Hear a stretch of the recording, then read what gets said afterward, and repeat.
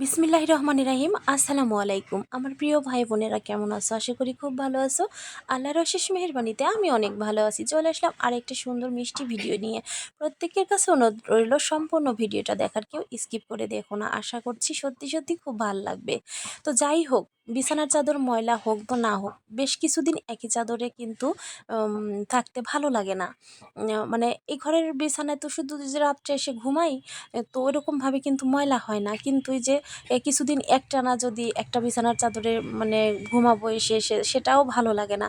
বা যদি নাও ঘুমাই, শুধু পেরে রাখি, তবুও না, একটা চাদর যদি বেশ কিছুদিন থাকে সেটাও ভালো লাগে না। মানে কেমন যেন অস্বস্তি কাজ করে। সেই কারণে কিন্তু হচ্ছে বিছানার চাদর খুব তাড়াতাড়ি চেঞ্জ করা হয়। তো যাই হোক, অনেকেরই দেখি যে অনেক দিন চাদর থাকে, কিভাবে যে ঘুমায় আমি তো সেটাই ভাবি।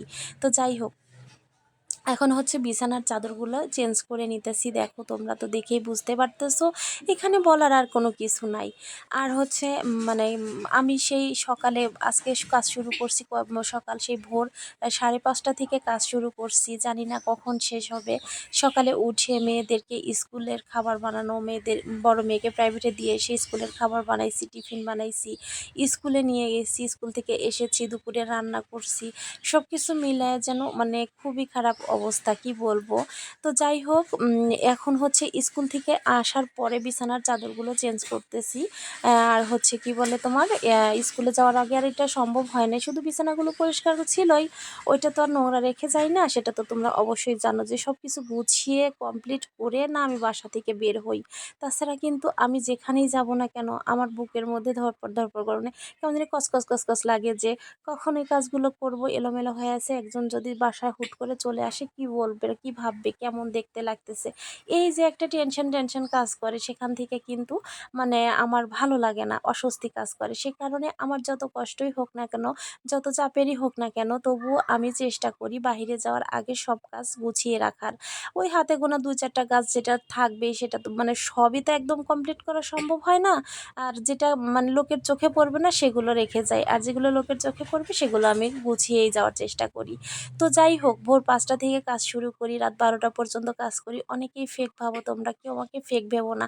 কি প্রয়োজন আছে মিথ্যা কথা বলার? আর একটা সংসারে একটা মেয়ের যে কি কি কাজ করতে হয়, আর কত কাজ থাকে, একটা মেয়ে ভালো ভালো বোঝে বা ভালো জানে। তো যাই হোক, এখন বড় মেয়ে স্কুল থেকে চলে এসেছে, গোসল দিয়েছে, ওরা খাওয়া দাওয়া করবে। এরই মাঝে আবার আমি ভাবলাম যে ওয়াশিং মেশিনে কাপড়গুলো দিয়ে তারপরে গোসলে ঢুকি, তাহলে কাপড়গুলো ধোয়া হয়ে যাবে, আমার গোসলও হয়ে যাবে। এটা ভেবে আবার দেখো ওয়াশিং মেশিনের মধ্যে যে চাদর দুটো হচ্ছে উঠাইলাম, সে দুইটাই আবার দিয়ে দিলাম। অনেকটা না কাজের আমার সব মানে হয়েছে, কি বলে, সেফ হয়েছে ওয়াশিং মেশিনটা কিনে। কেন যে অনেক আগে কিনি নাই সেটাই ভাবি। এই জিনিসটা সব কিছুর আগে এটা প্রয়োজন বেশি ছিল। মানে এখন মনে করতেছি এটা আগে বুঝি নাই ওয়াশিং মেশিনটার ব্যাপারে। সত্যি কথা মানে ভাবতাম কি যে কেমন না কেমন পরিষ্কার হয়, তো ভালো লাগবে কি, ভালো হবে কিনা জামা কাপড় ধোয়া, এসব ভেবে না কখনো অতটা গুরুত্ব দেই নাই। তো যাই হোক, মেয়ের বাবার ইচ্ছাতেই ওয়াশিং মেশিনটা কেনা হয়েছে।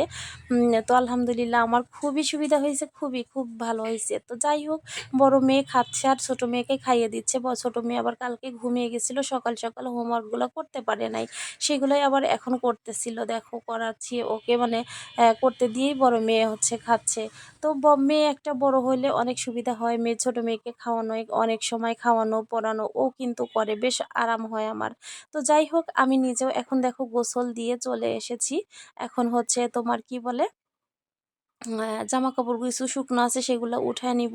আর ওই মাথার গামছা টামছা ছিল, ওগুলো হচ্ছে একটু শুকাইতে দিলাম। আর এখনও না বিছানার চাদর দুটো তো ধোয়া হয় নাই, আজকে আর এটা শুকাইতে দিব না, একবারে কালকে শুকাইতে দিব, সেটাই ভাবছিলাম। তো যাই হোক, চলো বন্ধুরা।